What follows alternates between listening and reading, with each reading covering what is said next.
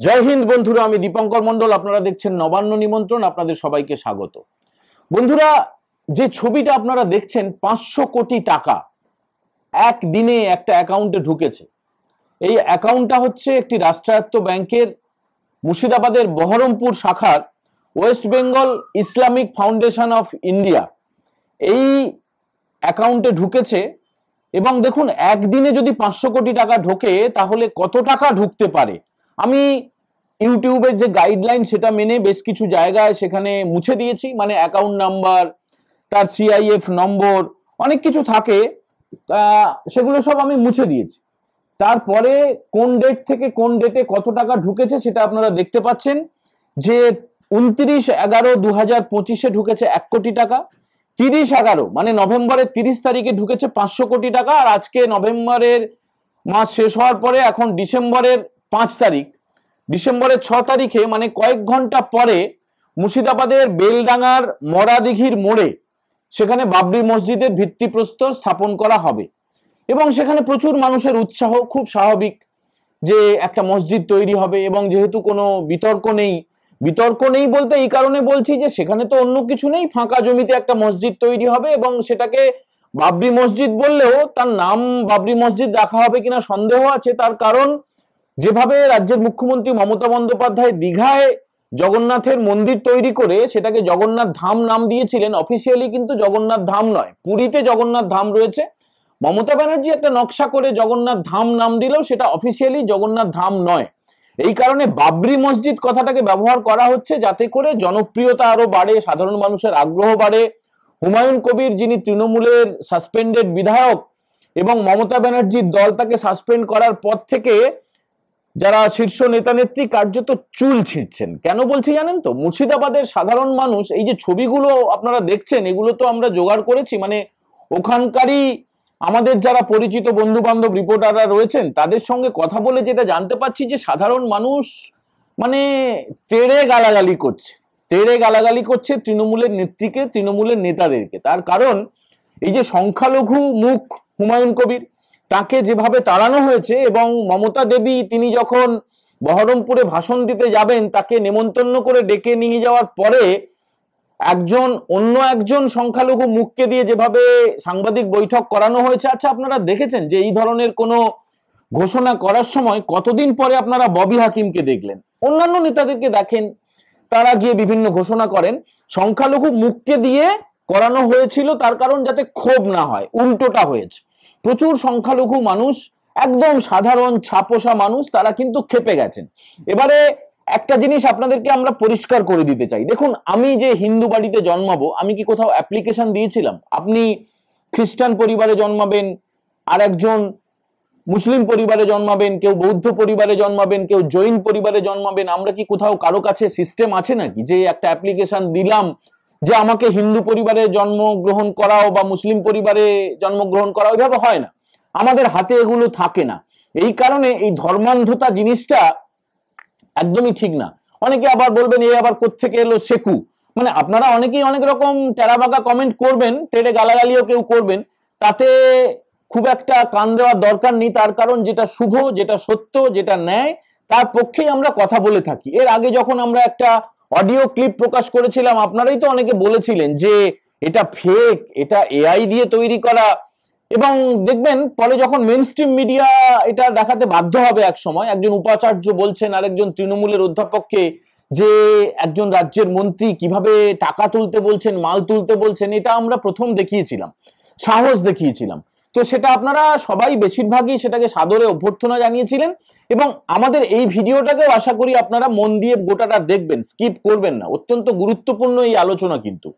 এই যে হুমায়ুন কবিরের যে West Bengal Islamic foundation of India, এর যে আমরা স্টেটমেন্ট দেখালাম একটি রাষ্ট্রায়ত্ত ব্যাংকে মুর্শিদাবাদের বহরমপুর শাখার, সেখানে দেখুন একদিনে 500 টাকা ট্রানজাকশন হয়েছে, 500 কোটি টাকা, মাফ করবেন 500 কোটি টাকা জমা পড়েছে। তার আগের দিন জমা পড়েছে 1 কোটি টাকা।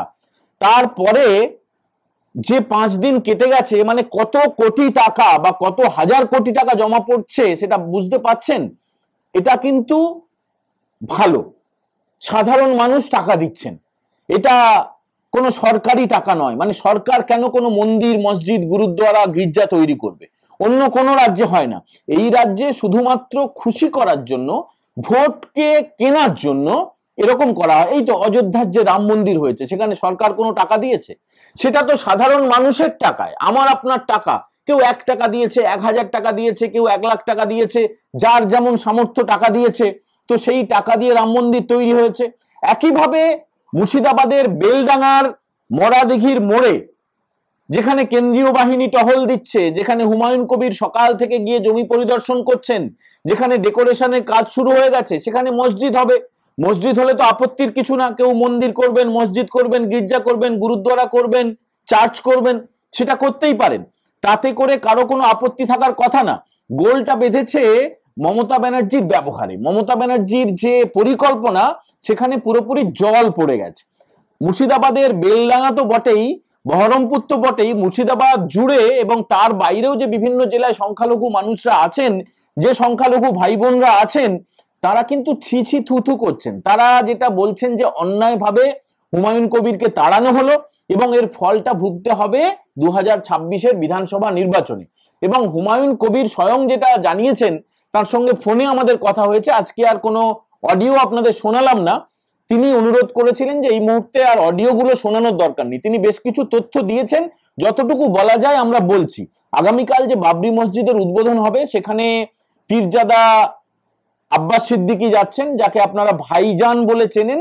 এছাড়াও সংখ্যালঘু মুসলিমদের পরিচিত মুখ বেশ কয়েকজন যাচ্ছেন।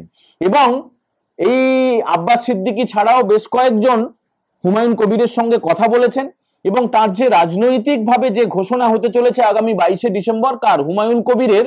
সেখানে কিন্তু কংগ্রেস, মিম, আইএসএফ, সিপিআইএম, বেশ কিছু দল, আসাদুদ্দিন ওয়েসি, যিনি হায়দ্রাবাদে যিনি থাকেন, তিনি ফোন করেছেন, মোহাম্মদ সেলিম ফোন করেছেন, কংগ্রেসের তরফে তার সঙ্গে যোগাযোগ করা হয়েছে। কিন্তু একটা নতুন দল হচ্ছে, সেটাতে করে সিঁদুরে মেঘ দেখতে শুরু করে দিয়েছে তৃণমূল কংগ্রেস। এবং সেখানে কফিনে শেষ পেরেকটা পুঁততে চলেছেন সাধারণ মানুষ। মানে তাদের যা কথাবার্তা, যে অডিও ক্লিপ, যে ভিডিওগুলো এসছে, সেগুলো শুধুমাত্র দেখিয়ে নষ্ট করব না, পরে সম্ভব হলে পুরোটা বক্তব্যটা আপনাদের দেখাবো। মানে তারা পরিষ্কার করে বলছেন যে একসময় নবাবের জেলা, আপনারা জানেন যে একসময় মুর্শিদাবাদ ছিল বাংলার রাজধানী, বাংলা বিহার ওড়িশার রাজধানী। তো সেখানকার নবাব, সেখানকার সিরাজউদ্দৌলা, তাকে পরাস্ত করে ইংরেজরা দখল নিয়েছিল।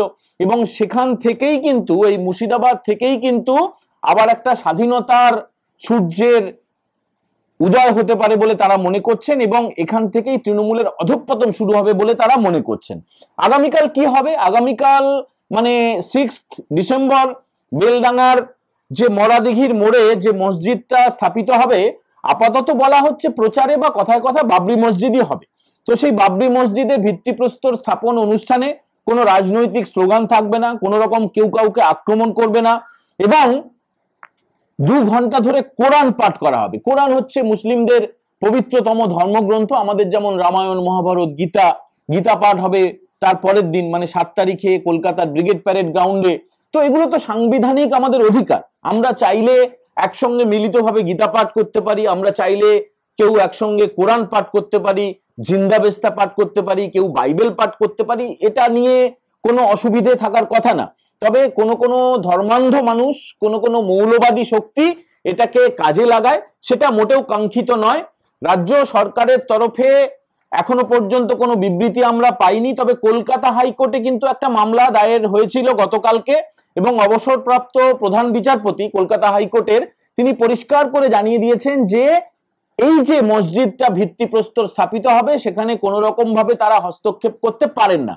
এবং ঠিকই তো, মানে হস্তক্ষেপ কেনই বা করবেন? সেখানে মসজিদ হবে, আবার কোথাও মন্দির হবে, সেখানে হস্তক্ষেপ করা ঠিকও না, কাঙ্ক্ষিত না। এবং সংবিধান মোতাবেক সেখানে হাইকোর্ট কোনো হস্তক্ষেপ করেনি, শুধুমাত্র রাজ্য সরকারকে নির্দেশ দিয়েছে যে যাতে করে আইন শৃঙ্খলা পরিস্থিতির অবনতি না হয়, সেটা দেখার দায়িত্ব রাজ্য সরকারের। এবং আপনারা জানেন যে মুর্শিদাবাদে যে সাম্প্রদায়িক সংঘর্ষ বলা ঠিক হবে না, সেখানে কার্যত একতরফাই আক্রমণ করা হয়েছিল। সেই ওয়াকফ সংশোধনী আইন কার্যকর হবে কি হবে না, রাজ্যের মুখ্যমন্ত্রী মমতা বন্দ্যোপাধ্যায় যেভাবে উস্কে দিয়েছিলেন সংখ্যালঘু মুসলিমদেরকে, আমি রাজ্যে এই ওয়াকফ আইন চালু হতে দেব না, মানে এত ফালতু কথা, মিথ্যে কথা, নোংরা কথা, মানে যাচ্ছে তাই, শুধুমাত্র রাজনীতি করার জন্যই রাজনীতি তিনি উস্কে দিয়েছিলেন।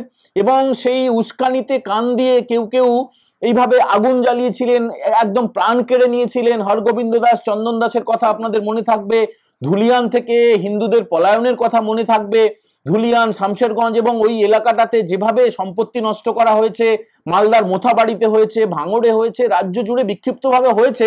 তারপরে রাজ্যের মুখ্যমন্ত্রী এখন বলছেন না না এখন রেজিস্ট্রি করতে হবে, এখন মানে সেই আইনটা মেনে নিচ্ছেন। এই যে দোগলাপনা, মানে এই যে দ্বিচারিতা, এটা সংখ্যালঘু মুসলিমরা একদমই ভালো চোখে দেখছেন না। গত 15 বছর প্রায় ধরে কোন রকমের বড় বড় যে মন্ত্রিত্ব, ববি হাকিম বাদ দিলে, ববি হাকিমকে অনেকে সংখ্যালঘু মুখ বলে মনে করেনও না, তো সেখানে পূর্ণ মন্ত্রিত্ব বড় সড়ো কেউ পাননি।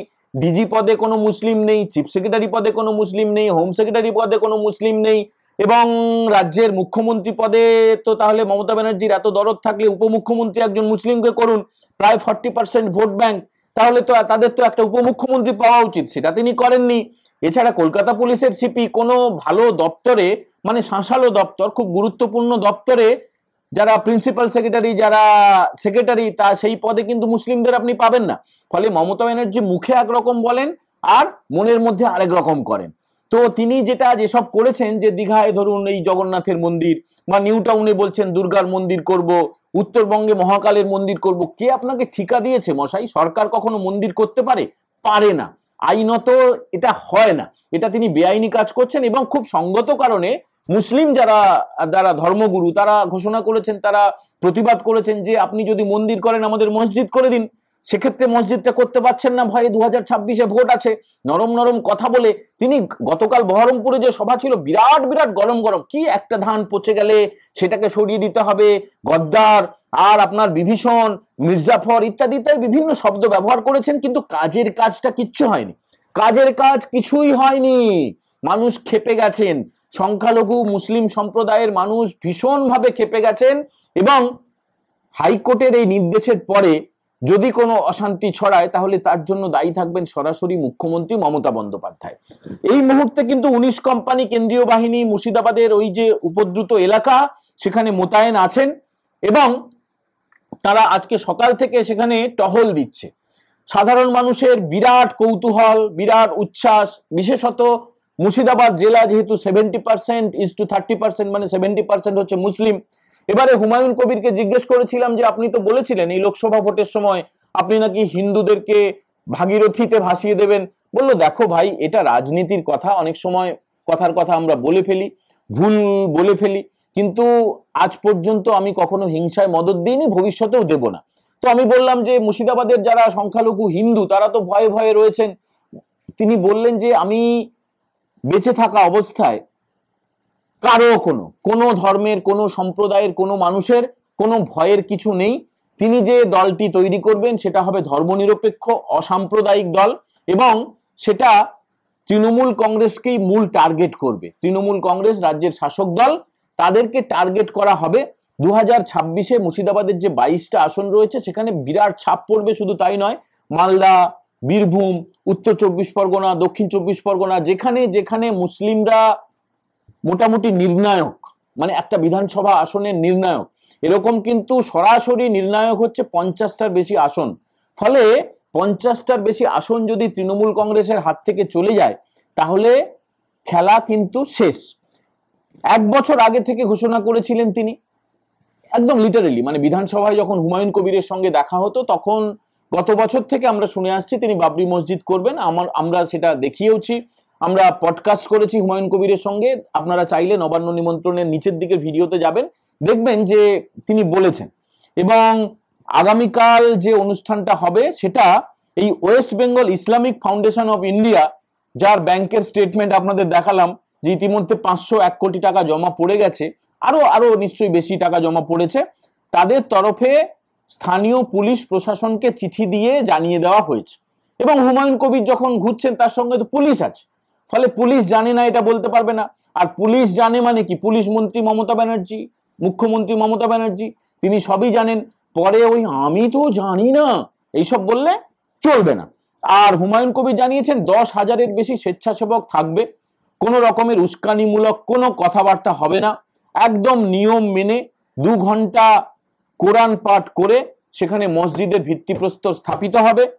এর পাশাপাশি আপনারা কেউ কেউ ওই কালীঘাটের কাকু নিয়ে হয়তো কেউ কেউ মেতে আছেন, এগুলো ভাবার দরকার নেই। কে ছারপোকা কাকু, নাকি কোন কোন ঘাটের কাকু, ক্যামাক স্ট্রিটের কাকু, না কালীঘাটের কাকু, না উত্তর কলকাতার কাকু, না দক্ষিণ কলকাতার কাকু, এই কাকু ফাকু কুকু দিয়ে কোনো লাভ নেই। আসল মাথা হচ্ছে মমতা ব্যানার্জি। তার কথা ভাবুন, তার কথা শুনুন, কোন ছকটা করছেন, কোন পরিকল্পনাটা করছেন। যে পরিকল্পনা তিনি করেছিলেন হুমায়ুন কবিরকে নিয়ে, পুরোপুরি জলে পড়ে গেছে, পুরোপুরি জলে পড়ে গেছে। এবং এই যে এক চুটকিতে 500 কোটি টাকা আদায় করা চারটিখানি কথা নয়। আমরা আপনারা 200 টাকা, 500 টাকা, 1000 টাকার জন্য মাথার ঘাম পায়ে ফেলি, আর এই যে আপনাদের কাছে আমরা আবেদন জানাই সুপার থ্যাঙ্কস পাঠান, কেউ চাইলে কিউআর কোডে সরাসরি টাকা পাঠান, আপনারা জয়েন করুন চ্যানেলে। এরপরেও আপনাদের কারো কারো হয়তো মনে হয়, কারণ আমি দেখেছি 2-1টা কমেন্টে যে বিজেপি উমুক করছি, দালালি করছি, উমুক করছি। দেখুন, পরিষ্কার করে আপনাদেরকে আজকে একটা কথা বলে দিই, কংগ্রেস, সিপিএম, তৃণমূল, বিজেপি, মিম, কোনো ওই আইএসএফ, কোনো দলের সঙ্গে আমাদের কোনো রকমের যোগাযোগ নেই। আর 1 পয়সা চাও পান করিনি কারো কাছে যতদিন মেন স্ট্রিম জার্নালিজমে ছিলাম। অর্থাৎ সাংবাদিকতা যখন কোনো প্রতিষ্ঠানের অধীনে করেছি, সেখান থেকে যে বেতন পেতাম সেটাই যথেষ্ট ছিল নিজের বাড়িতে চাল ডাল ভাত খাওয়ার জন্য। এখনো পর্যন্ত আপনাদের আশীর্বাদে, আপনাদের শুভকামনায় যা পাচ্ছি সেখান থেকে চাল ডাল জুটে যাবে। অতএব কোনো দলের দালালি করার কোনো দরকার নেই, আর কারো থেকে কোনো অর্থ সাহায্য করার দরকার নেই। এই কথাটা উঠে এলো হুমায়ুন কবিরের এই West Bengal Islamic foundation of India, তাদের যদি জনপ্রিয়তা না থাকতো, আর সাধারণ মানুষের যদি চাহিদা না থাকতো, ইচ্ছা না থাকতো, একদিনে কখনো 500 কোটি টাকা চাঁদা আসে? ভাবতে পাচ্ছেন? চুটকি বাজিয়ে, চুটকি চুটকি, এক চুটকিতে একদিনে 500 কোটি টাকা। ব্যাংকের স্টেটমেন্টটা ভালো করে দেখুন, এবং ইউটিউবের গাইডলাইন মেনে আমরা কিন্তু বেশ কিছু জায়গা মুছে দিয়েছি। ব্যাংকের নাম দিইনি, ব্যাংকের অ্যাকাউন্ট নাম্বার নেই, ব্যাংকের সিআইএফ নাম্বার, আর যা যা কিছু গোপনীয়তা যেখানে লঙ্ঘিত হতে পারে সেই জায়গাগুলো মুছে দিয়েছি। অরিজিনাল কাগজটা আছে, সেখান থেকে আমরা এডিট করে আপনাদেরকে শুধুমাত্র অ্যাকাউন্টটা দেখাচ্ছি যে 1 ডিসেম্বর পর্যন্ত 501 কোটি টাকা জমা পড়েছে। এমনি এমনি হয় না। আর এই সব দেখে চোখ কপালে উঠে গেছে অনেকের, তৃণমূল নেতাদের। তো কালীঘাটের কাকু টাকু ভেবে কিছু লাভ নেই, আপনারা চোখ রাখুন বরং সাধারণ মানুষের আগ্রহ কোন দিকে। বাবরি মসজিদ স্থাপিত হবে 6 ডিসেম্বর বেলডাঙ্গার মরাদিঘির মোড়ে, এবং আগামী 7 তারিখে মানে তার পরের দিন কলকাতার ঐতিহাসিক ব্রিগেড প্যারেড গ্রাউন্ডে 5 লক্ষ কণ্ঠে গীতা পাঠ হবে। সবাই সবার সাংবিধানিক দায়িত্ব পালন করবেন, সবাই শান্তিতে থাকবেন, যে যার ধর্মাচরণ করুন। আমি বাড়িতে প্রাতঃকালীন প্রার্থনা করব, সান্ধ্যকালীন প্রার্থনা করব, বাড়িতে উলুধ্বনি হবে, শঙ্খধ্বনি হবে। আমাদের তুলসী মঞ্চ যেমন বেঁচে থাকবে, মুসলিমদের মাজারও তেমনি থাকবে, মসজিদও তেমনি থাকবে। আমাদের মন্দিরে ঘণ্টার ধ্বনি হবে, অন্যদিকে মসজিদে আজান হবে। দুটো প্রতিষ্ঠান পাশাপাশি থাকবে, পারস্পরিক সৌহার্দ্যতা বজায় থাকবে, এবং যতদিন আমরা বাঁচব কোনো রকমের ধর্মান্ধতার বিষ ছড়াবো না। আজকে এইটুকু আবেদন জানিয়ে এই এপিসোড আমরা এখানেই শেষ করছি, এবং যারা প্রথমবার দেখছেন তারা নবান্ন নিমন্ত্রণ চ্যানেলটা সাবস্ক্রাইব করবেন, পারলে জয়েন করবেন। কিউআর কোড দিয়ে দিলাম, আপনাদের যথাসাধ্য আপনারা পাশে থাকার চেষ্টা করবেন, অর্থাৎ আর্থিকভাবে সাহায্য করবেন, আর সবাই খুব আনন্দে থাকবেন। জয় হিন্দ, বন্দে মাতরম।